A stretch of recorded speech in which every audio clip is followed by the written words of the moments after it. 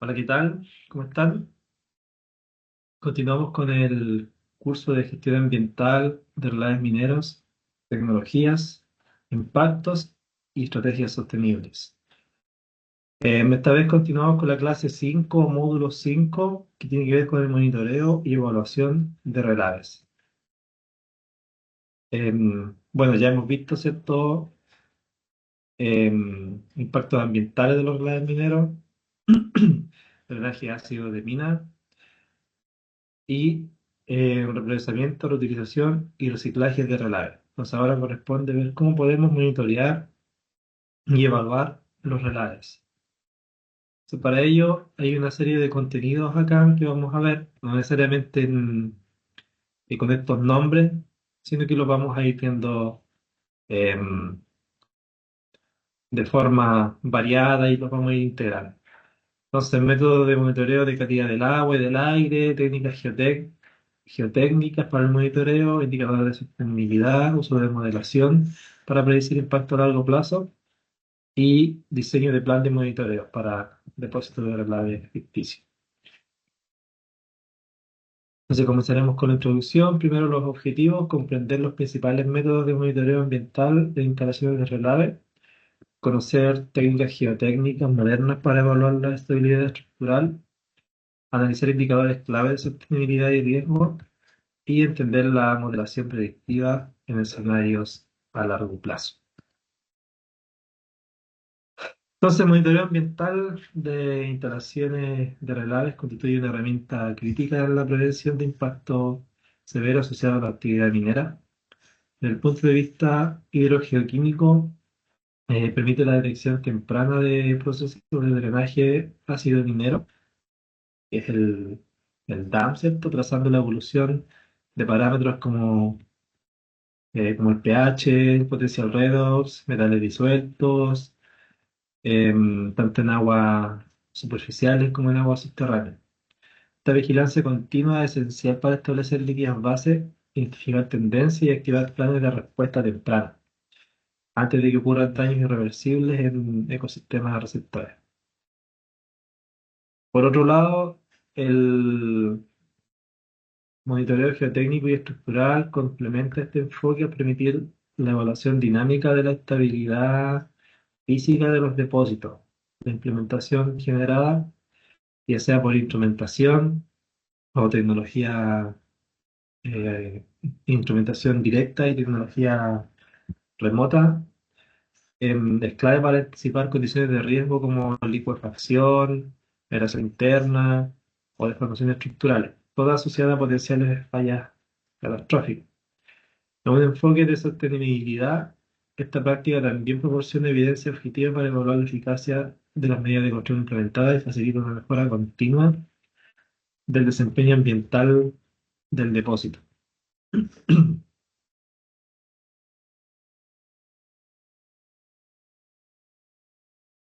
Bueno, el enfoque se refiere a que a partir del monitoreo nosotros podamos hacer un diagnóstico y con ese diagnóstico tomar una acción y luego ir evaluando esa acción para, ¿cierto?, monitorearla, ¿cierto?, y ver si hay que mejorar o seguir controlando. Em, el enfoque moderno del monitoreo abarca tres dimensiones de un sistema integrado que son la calidad del agua, la calidad del aire y la estabilidad física del depósito. Esta visión tridimensional permite abordar simultáneamente amenazas químicas, físicas, y también las normativas que puedan afectar a las comunidades cercanas, a los ecosistemas y a las operaciones mineras. En primer lugar, la, la vigilancia de las aguas. Em,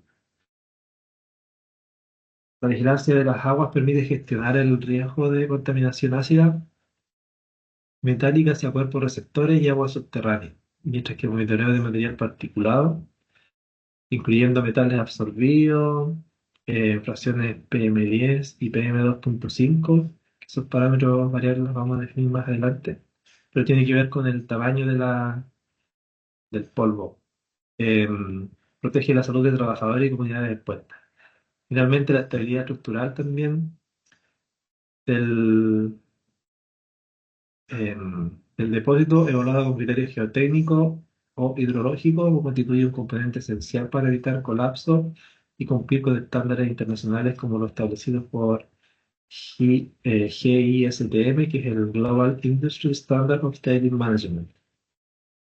Em, Cumplimiento normativo es transversal en todas las dimensiones y su monitoreo eficaz permite garantizar la trazabilidad ambiental exigida y exigida por las autoridades.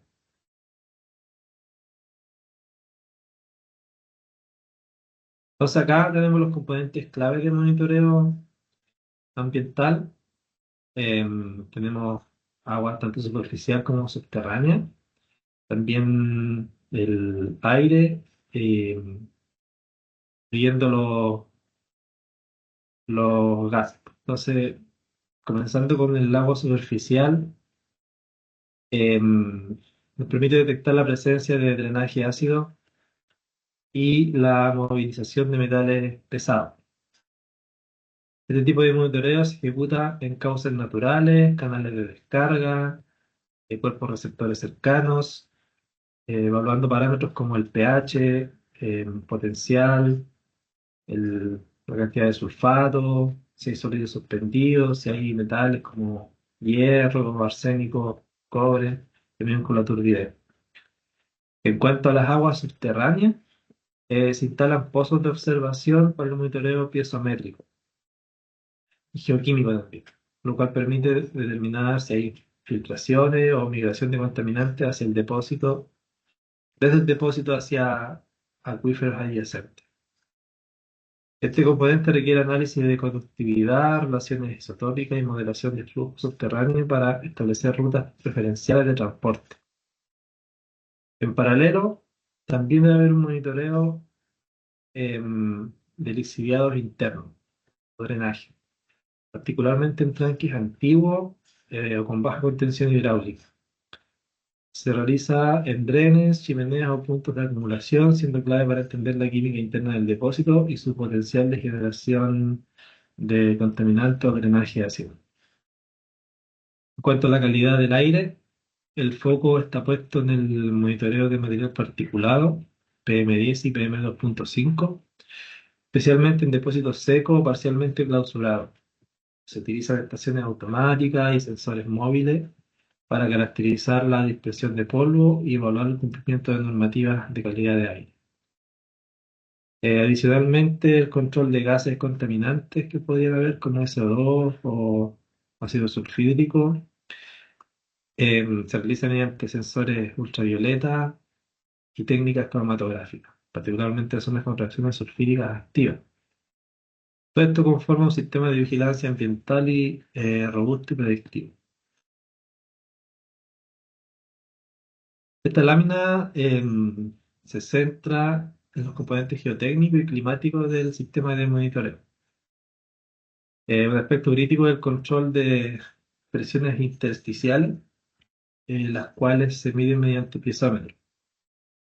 Piezómetros de cuerda vibrante u otros sensores multipunto.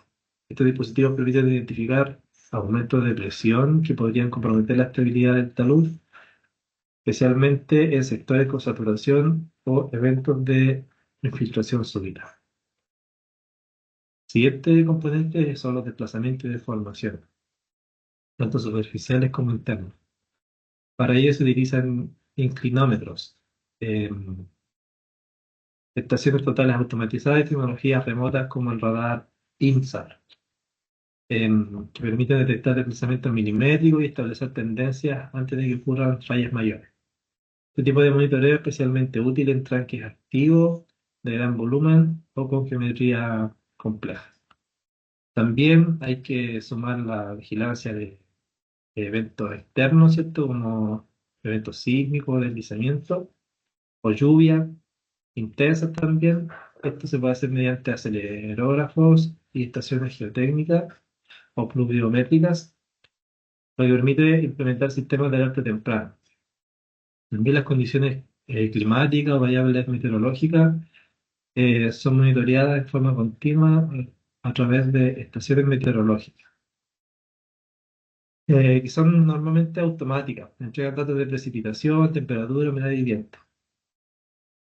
Por último, se consideran factores externos de alta variabilidad, como heladas, por ejemplo, o eventos como el Niño o lluvias, ¿cierto? Que pueden aparecer de repente en el largo plazo. Esta integración de variables permite adoptar un enfoque predictivo más allá del simple cumplimiento normativo.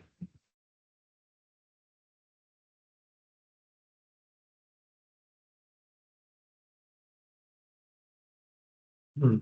Uno de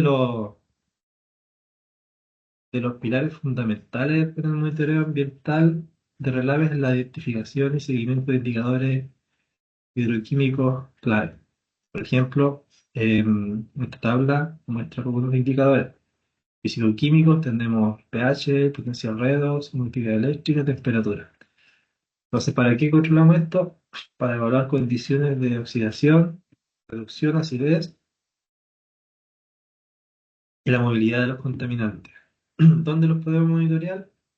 Monitorear aguas arriba, aguas abajo, el piezómetro, pie de muro y corona. También tenemos otros indicadores como los iónicos, indicadores de sulfato, de nitrato, de cloruro. Esto es para identificar zonas ácidas, de lixiviación, eutrofización y movilidad de especies salinas. ¿Dónde? En zona receptora, descarga superficial, pozos subterráneos.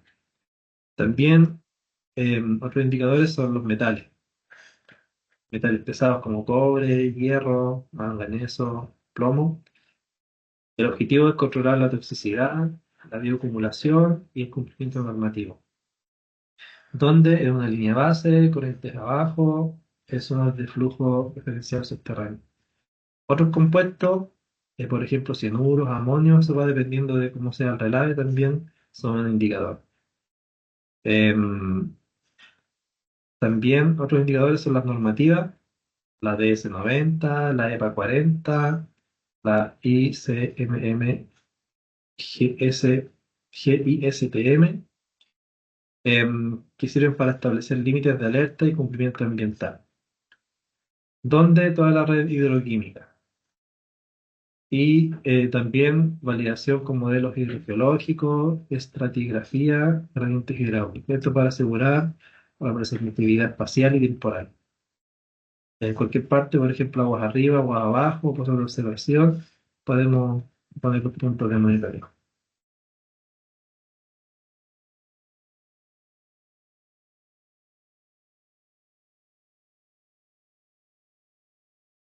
El diseño y ejecución de un monitoreo efectivo de calidad de agua en relaves requiere de una combinación equilibrada entre instrumentación adecuada y estrategias de muestreo robustas.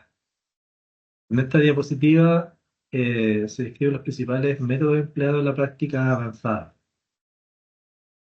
Tenemos sondas multiparamétricas equipadas con sensores digitales y capacidades de telemetría que permiten mantener datos en tiempo real de parámetros claves como los que aparecen acá, como pH, potencial, temperatura, conductividad, etcétera. Esto lo pueden hacer tanto en aguas superficiales como en aguas subterráneas. Estos dispositivos se utilizan ampliamente en pozos piezométricos y descubrimientos superficiales, entregar información valiosa para respuestas rápidas y análisis multivariable. eh, y como ventaja, ¿cierto?, que tendríamos datos continuos. También tenemos muestreo manual, pueden ser boilers o bombas peristácticas, siguen siendo necesarios para la obtención de muestras destinadas a análisis de laboratorio. También tenemos el uso de muestreo automático secuencial, que es especialmente útil en zonas con eventos intermitentes como escorrentías fluviales o descargas ocasionales. Permiten capturar picos de concentración que el monitoreo rutinario podría pasar por alto. También tenemos los pozos piezométricos a nivel de subsuelo, Permiten evaluar la calidad de agua subterránea y también detectar potenciales fugas de los depósitos de relave hacia el entorno hidrogeológico. También se integra con modelación hidrogeoquímica. Hay modelos como herramientas como el FRIC, que vamos a comentar un poquito de qué se trata, que permite proyectar escenarios de evolución química, validar ciertas hipótesis y proyectar em, diseños a largo plazo o los impactos a largo plazo. También hay que establecer frecuencias de monitoreo. Puede ser alta frecuencia en puntos sensibles, puede ser mensual, continua, media en aguas arriba, en zona intermedia, puede ser trimestral y baja en zonas estables. En una zona estable podemos monitorearnos 2 veces al año. Si son zonas intermedias, unos 3 o 4 veces al año. Esto es para depósitos activos, en cierre y post-cierre. Y también el control de calidad analítica que asegura una trazabilidad, representatividad y validez de los datos, fundamentados, eh, que son fundamentos indispensables para la toma de decisiones en la gestión ambiental minera. Hablé un poquito de los pozos isométricos, es que es una herramienta, ¿cierto?, del monitoreo hidrogeológico de depósitos de relave. Básicamente los pozos son perforaciones verticales tipo sonda, construidas con el propósito de medir el nivel piezométrico, es decir, cuál es la presión del agua subterránea en puntos específicos, así como también para obtener muestras de agua subterránea en forma representativa. Técnicamente, un pozo piezométrico se compone de una tubería de PVC o puede ser de acero también, una sección inferior ranurada que actúa como filtro rodeada por un empaque de grava que permite el ingreso de agua. Encima de este filtro em, se instalan sellos de bentonita y cemento para evitar el flujo vertical, no deseado entre los estratos. La parte superior, un cabezal sellado, protege el pozo de contaminantes externos. Desde el punto de vista del monitoreo ambiental, el cuerpo del depósito para detectar exclusiones potenciales y agua abajo para evaluar el impacto y la migración de contaminantes. De esta forma se configura una red hidrogeológica que permite trazar el flujo subterráneo y sus posibles afectaciones.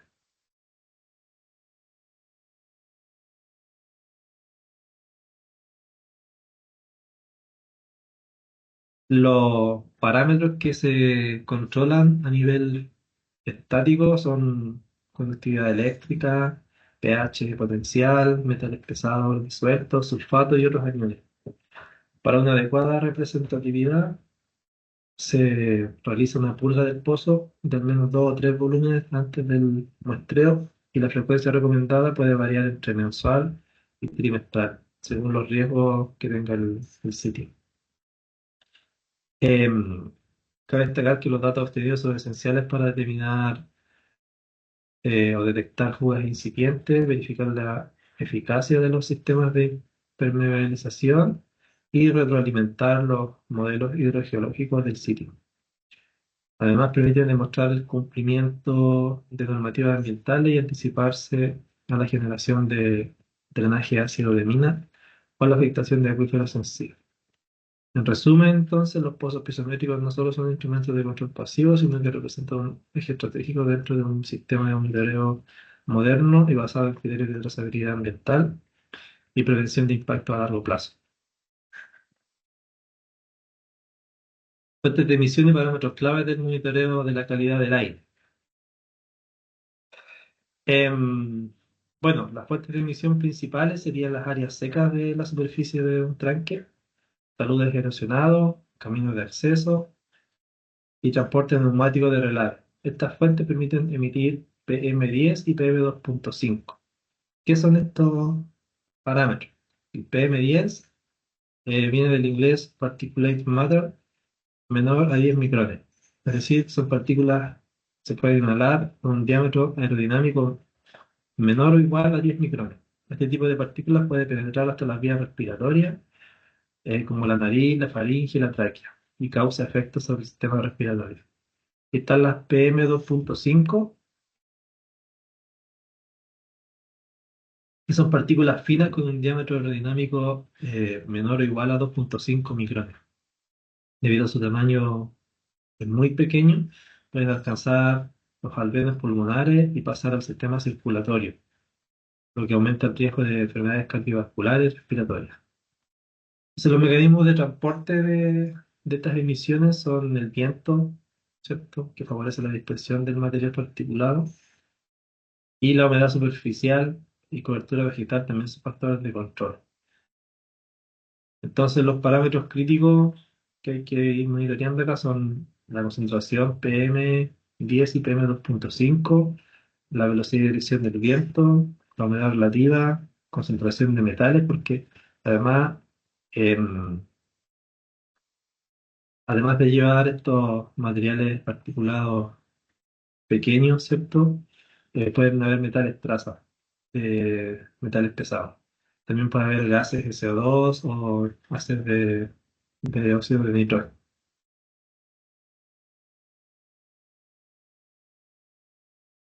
Entonces, tecnologías de integración con modelos de dispersión. em, entonces, la idea es tener sensores, ¿cierto? Una estación meteorológica, un modelo de dispersión y después un mapa de impacto. Entonces, por ejemplo, el modelo de PM10 y PM2.5 requiere tecnologías que sean precisas, sean capaces de operar en un ambiente minero. Los instrumentos de medición se dividen en dos categorías: muestreo manual, como captadores de alto volumen, y equipos automáticos de lectura continua, como unos que se llaman monitoreo beta atenuación. Microbalances también pueden servir. Estos sistemas permiten generar series de diseño con resolución horaria o diaria, facilitando la identificación de eventos críticos de emisión. Em, bueno, como modelos de dispersión tendríamos un modelo que se llama ARMOD y el otro CALPUL, que son modelos externos para evaluar la dispersión y disposición de material particulado. Integración con SIG y datos de viento local para mapeo de riesgo poblacional o ecosistémico. ¿Cuál es la ventaja de integrar un modelo de dispersión? Predicción espacio-temporal del impacto y facilitar la evaluación del cumplimiento normativo. Entonces, el modelo ARMOD es un modelo tipo gaussiano, tiene una aplicación de área hasta 50 kilómetros, em, kilómetros cuadrados, ¿cierto? Sus ventajas es que tiene alta resolución y un rápido procesamiento. Sin embargo, no simula bien terrenos complejos. Y el otro es CalPUF, em, de tipo lagrangiano, es decir, aquí nosotros vamos siguiendo las partículas y sirve para terrenos complejos, distancias largas. Un transporte o largo alcance, ¿cierto? Es una de sus ventajas, y condiciones meteorológicas variables. Sin embargo, tiene alta complejidad y demanda de datos. Todo esto se puede integrar con SIG, que es un sistema de información geográfica, para visualizar espacialmente la dispersión del material particulado.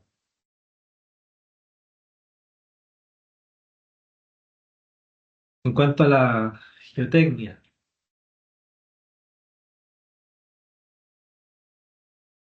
una de las dimensiones más críticas en la gestión integral de depósitos de relaves, ya que permite anticipar y prevenir fallas estructurales que podrían derivar en consecuencias catastróficas. Aquí se introduce el concepto desde una perspectiva de seguridad y sostenibilidad, enfatizando que la estabilidad física de las instalaciones no solo garantiza la integridad estructural, sino que también condiciona su aceptación social, viabilidad ambiental y comportamiento normativo. Desde un punto de vista técnico, este tipo de monitoreo se enfoca en detectar variaciones en los parámetros que afectan el comportamiento mecánico del macizo relavístico o del macizo de relaves. tales como presiones intersticiales, deformaciones, asentamientos, desplazamientos. Estas variables responden a cambios en las condiciones hidráulicas, dinámicas o de carga, y deben ser evaluadas de forma continua y con instrumentación de alta precisión. Además, el monitoreo geotécnico debe ser diferenciado según las estructuras críticas que componen un depósito, muros de contención, taludes activos, coronamientos, bermas, zonas de transición y áreas de disposición activa. Cada una representa vulnerabilidades y modos de falla específicos, por lo que se requieren estrategias instrumentales adaptadas. La integración de estos datos dentro del sistema de alerta temprana permite pasar de un enfoque reactivo a uno preventivo. Em, entonces, es importante, ¿cierto?, el monitoreo geotécnico. Veamos cuáles son las componentes estructurales de esto. Em, por ejemplo, o componentes estructurales críticos. Zonas de interés, por ejemplo. Muros de contención. Estos controlan la teoría del depósito, pero son susceptibles a fallas por deslizamiento o erosión y también por saturación. Taludes internos y externos. Y una evaluación frente a cargas hidráulicas y secado superficial. También se la activa y sistema de deposición de recientes, mayores cambios volumétricos y concentración en curso. Entonces hay que tener un enfoque adaptativo y encontrar una estrategia de monitoreo que se ajuste a la tipología del depósito. Si el depósito es por espesamiento, si es pasta o es uno convencional. ¿Cuál es su ciclo de vida también? Cuanto a los riesgos, ¿cierto? Los principales en las fallas por licuefacción o roturas por sobrecarga o asentamientos diferenciales. Y también se tiene que considerar el clima o eventos como si hay alta sismicidad, por ejemplo, si hay lluvias intensas estacionales. Acá hay una tabla que sintetiza las estructuras críticas. Por ejemplo, muros de contención, ¿cuáles son los riesgos asociados? Inestabilidad por filtración, falla estructural, liquefacción. ¿Qué hay que monitorear acá? Presiones intersticiales, asentamientos verticales, deformación lateral. ¿Qué instrumentos? Piezómetro, inclinómetro, celdas de presión. También podemos otras estructuras como taludes externos para deslizamientos superficiales, son riesgos asociados. Los parámetros monitorizados son las deformaciones, desplazamientos, aceleración sísmica. Taludes internos, eh, como riesgo, fallas por sobrecarga, pérdida de soporte, tensión de corte, porosidad, cambios volumétricos son parámetros monitoreados. Y la instrumentación recomendada son celdas de carga, sensores de humedad, sensores de fibra. También tenemos las zonas de deposición activa o celda, son asentamientos rápidos, consolidación secundaria y sobrepresión, como, esos son como riesgo. Y parámetros a monitorear, la velocidad de formación, la variación del nivel freático y la instrumentación, niveles freáticos automatizados, piezómetros y radar INSAR. Y tenemos el último, el coronamiento y berma. Como riesgo puede ser la sobrecarga, fisuración o erosión. Se puede monitorear la deformación longitudinal y la variación altimérica. Y se puede utilizar como instrumento los GNSS de alta precisión y los extensómetros. Mencionamos los taludes. ¿Qué son los taludes? Em, Son elementos desde el punto de vista geotécnico bien críticos. em, Concentran esfuerzos tangenciales y son los puntos más susceptibles a deslizamiento y colapso. Esta diapositiva introduce una definición como superficies inclinadas que delimitan o subdividen el cuerpo del relave. Su estabilidad es el resultado del equilibrio entre la resistencia del material de relave y los esfuerzos actantes. Tenemos los taludes externos que deben soportar tanto su propio peso como la carga inducida por el depósito y condiciones ambientales como lluvia o terremoto. Los taludes internos se localizan entre celdas Son sometidos a presiones diferenciales por etapas de llenado o vaciado. La estabilidad de estos elementos depende de múltiples factores, como el contenido de humedad, el nivel freático, la cohesión del material, incluso la temperatura superficial puede influir también en la fisuración. Si monitoreamos los taludes, podemos identificar tempranamente procesos de deformación progresiva o pérdida de resistencia. Para esto, uno puede utilizar inclinómetro, celdas de presión, estaciones GNSS de alta frecuencia y extensiómetro.